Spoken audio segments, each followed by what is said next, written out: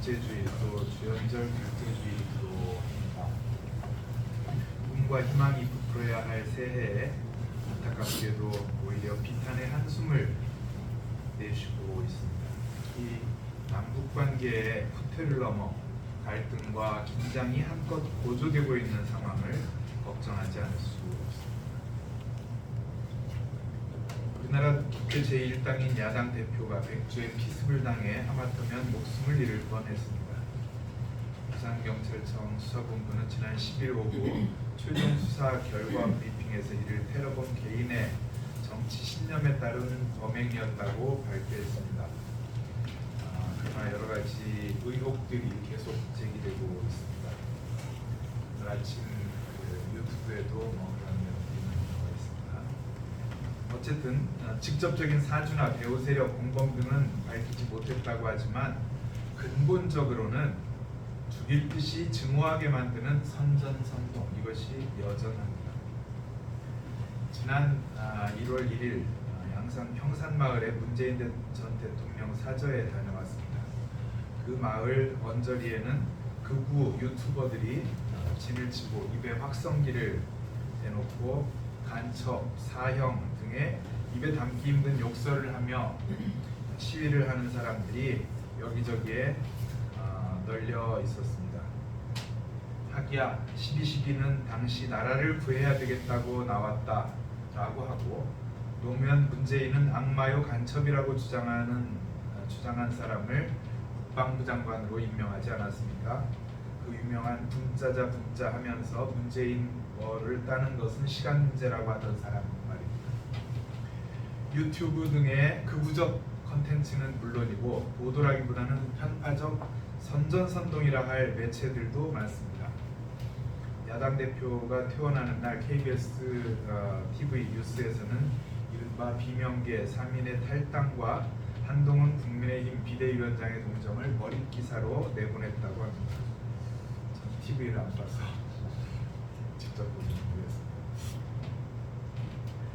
이와 같은 남남 갈등의 근본적 원인을 우리는 이러한 선전선동, 민주시민교육의 부재 등에서 찾아야 하지 않겠습니까? 앞서 주어진 성서 본문들을 함께 읽었습니다. 오늘의 말씀의 제목을 갈라지면 망한다 라고 잡았는데, 이것은 어느 나라든지 서로 갈라지면 망하고 어느 성이나 가정도 서로 갈라지면 버티지 못한다는 마태복음서 12장 25절의 본문에 나오는 예수 그리스도의 말씀에서 따온 것입니다. 바리새파 사람들도 그 시대 선전선동의 대가들이었습니다. 그들은 귀신의 두목인 바알세불의 힘을 빌지 않고서는 귀신을 내쫓지 못할 것이다 라며 예수와 바알세불을 같은 편으로 모함했습니다. 오늘날 문제시되고 있는 가짜 뉴스와 선전선동의 원형을 여기서도 찾을 수 있지 않습니까? 한편으로는 문재인 간첩, 사형 등의 막말이 판치고 있는데, 정작 북한에서는 2일 김여정의 담화를 통해 문재인 참 영특하고 교활한 사람이었다. 우리와 마주 앉아 특유의 어눌한 어투로 한 피줄이요 평화요 공동번영이요 하면서 살점이라도 베어줄 듯 간을 녹여내는 그 솜씨가 여간이 아니었다고 비난합니다. 그렇다면 북한이 자기네 간첩을 공격한다는 말입니까? 바로 예수를 바알세불의 힘을 빌려 귀신을 내쫓은 사람이라고 모함했던 것과 닮은 꼴입니다. 박정희 정권 때인 1972년 남북은 서로 상부의 뜻을 받들어 라고 하며 민족 자주, 평화통일, 민족 대단결의 원칙을 천명한 7.4 남북 공동성명을 발표하였습니다. 그런데 윤석열 정부 들어 이를 송두리째 무시하고 북한이 주적이라는 식의 표현을 서슴지 않고 있습니다. 이미 남북관계를 나라와 나라 사이의 관계가 아닌 통일지향 특수관계라고 규정한 문서가 있지 않습니까? 1989년 4월 2일 평양에서 문익환 목사와 김일성 주석의 공동성명에 바탕을 둔 것인데, 바로 1991년 남북기본합의서입니다. 오늘 우리가 살고 있는 이 한반도에는 마치 그런 합의가 없었던 것처럼 태연한 얼굴을 한 야만과 거짓이 판을 치고 있습니다. 북한의 김정은 국무위원장은 지난해 말 노동당 중앙위 8기 9차 전원회의에서 북남 관계는 동족 관계가 아닌 적대적인 국가 대 국가의 관계라고 선언했다고 합니다. 김정은은 그의 할아버지 김일성 추석 때 맺은 합의 정신을 부인하고 있는 것 아닙니까? 또 그의 아버지 김정일 국방위원장이 2000년 6.16 남북 공동선언에 담은 우리 민족끼리 정신에도 정면 배치되는 언행입니다. 남남 갈등만 있는 것이 아닙니다. 이를 북북 갈등이라고 불러야 되지 않을까요? 북측에서는 남측이 먼저 이를 깨지 않았는가 구실을 삼을지도 모르겠습니다만 남북을 막론하고 막말과 대결, 긴장과 갈등을 고조시키는 언동은 악할 뿐입니다. 지난해 10월 중순 베이징에서 열린 제3회 1대1로 국제협력 정상포럼 개막식에서 시진핑 주석은 기조연설을 통해 고품질 1대1로 공동건설 지지하기 위한 8대 행동을 선언합니다.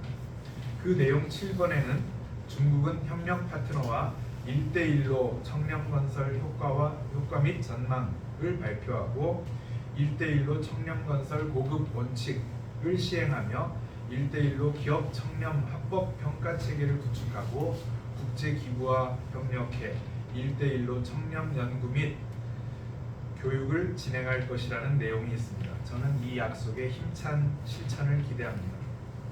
아울러 만약 이 시기에 중국이 한반도를 위해 가장 소중한 기여를 한다면 무엇일까라고 제게 묻는다면 그것은 바로 남북 양측을 진정시키며 조율하여 지금의 갈등과 적대적 행위들을 그치고 평화와 통일을 향해 큰 걸음을 다시 내디딜 수 있도록 변화하게 만드는 역할이라고 대답해야 하지 않을까 생각합니다. 미국을 비롯한 다른 나라들도 마찬가지입니다만 물론 무엇보다도 가장 중요한 역할은 남과 북의 씨알들이 담당하는 것이 옳습니다. 오늘 구약 본문은 에스겔 37장에 마른 뼈의 골짜기 환상에 이어 나오는 부분입니다. 공동 번역이 이 본문의 제목을 뭐라고 붙였을까요? 남북이 하나가 됐다 이렇게 붙였습니다. 예언자 에스겔은 남북의 통일을 꿈꾼 예언자였습니다. 그들을 나의 땅 산악지대에서 한 민족으로 묶고 한 임금으로 세워 다스리게 하시니 다시는 두 민족으로 갈리지 않을 것이다. 다시는 반으로 갈라져 두 나라가 되지 않을 것이다. 어제 늦봄 문익환 목사 30주기를 맞이하여 추도 예배를 드리고 왔습니다.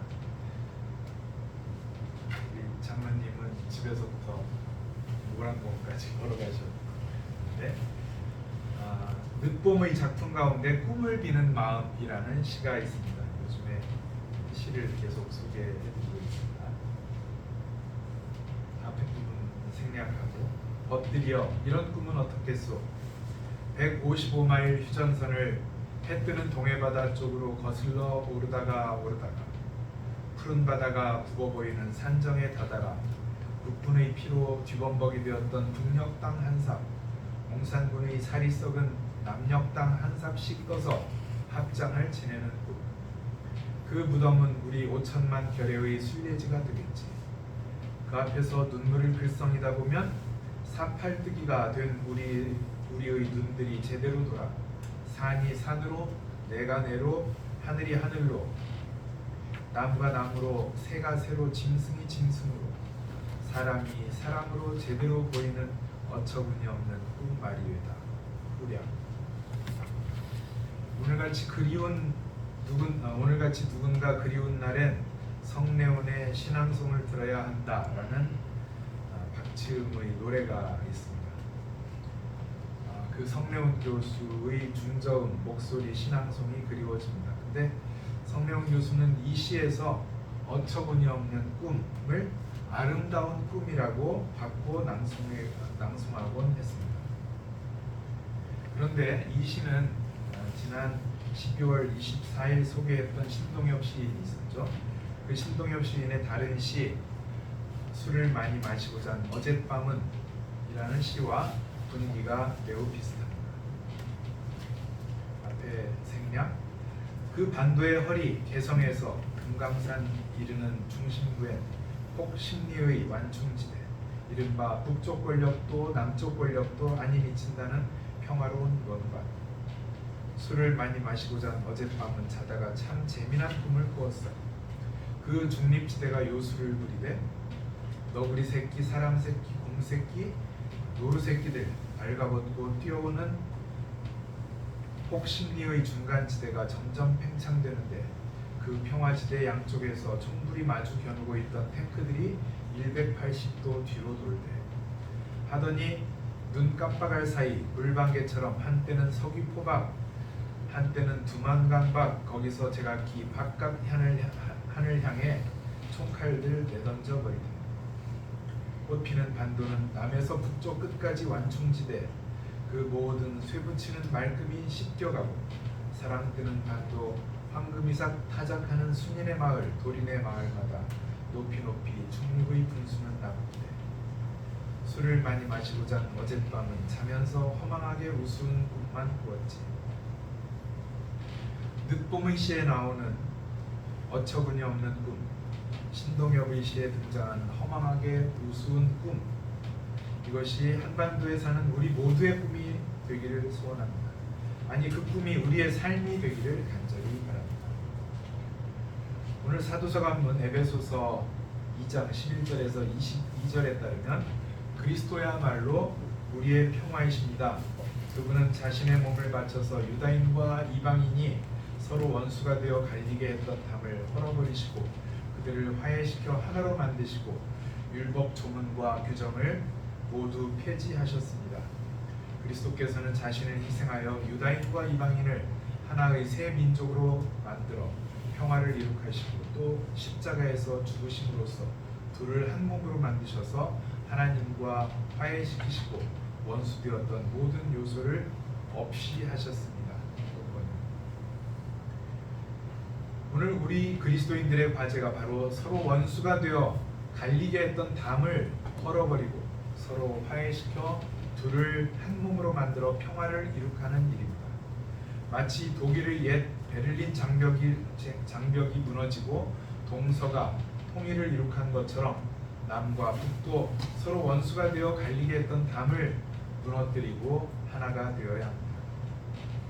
통독 직후 독일에서는 물리적 장벽은 무너졌지만 여전히 사람들 마음속에 있는 장벽, 독일어로는 Die Mauer im Kopf라는 표현이 생겼습니다. 늦봄이 1993년부터 제안하여 1994년 창립된 통일맞이 7천만 결의 모임 정관에 따르면 이 단체는 7천만 결의의 자발적 참여를 끌어내어 통일을 이룩하고 통일 이후의 대두될 문화, 사상의 갈등을 융화시키며 아울러 사회적, 경제적 이해의 상충으로 돌출할 분쟁 요인을 해소하여 통일을 민족 공동체의 대화합으로 맞이함을 목적으로 하였습니다. 한마디로 줄이면 가슴 속의 철조망을 걷어내려 한 것이라 하겠습니다. 오늘 말씀 제목처럼 예수께서는 갈라지면 망한다 라고 하셨는데 이를 늦봄의 표현으로 바꾸면 뭐라고 할 수 있을까요? 바로 하나가 되는 것은 더욱 커지는 일입니다 라고 할 것입니다. 갈라져 망하는 일이 아니라 하나가 되어 더욱 커지는 일에 함께 나섭시다.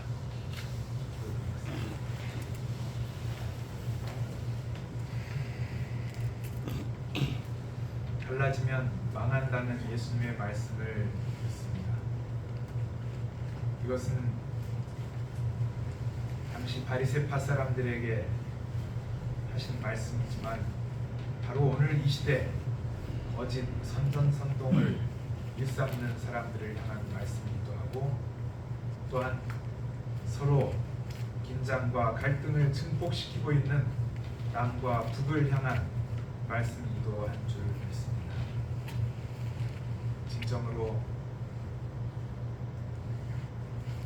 어처구니 없는 꿈, 그 아름다운 꿈을 이 모든 한반도에 사는 당신의 백성들이 함께 꾸도록 인도하여 주시옵소서. 그리고 그 꿈을 우리의 삶으로 실천하며 살아가도록 인도하여 주시옵소서. 막힌 담을 허물고 하나의 공동체를 이룩하도록 이끌어 주시는 우리 구주 예수 그리스도의 이름으로 간절히 기도드리옵나이다. 아멘.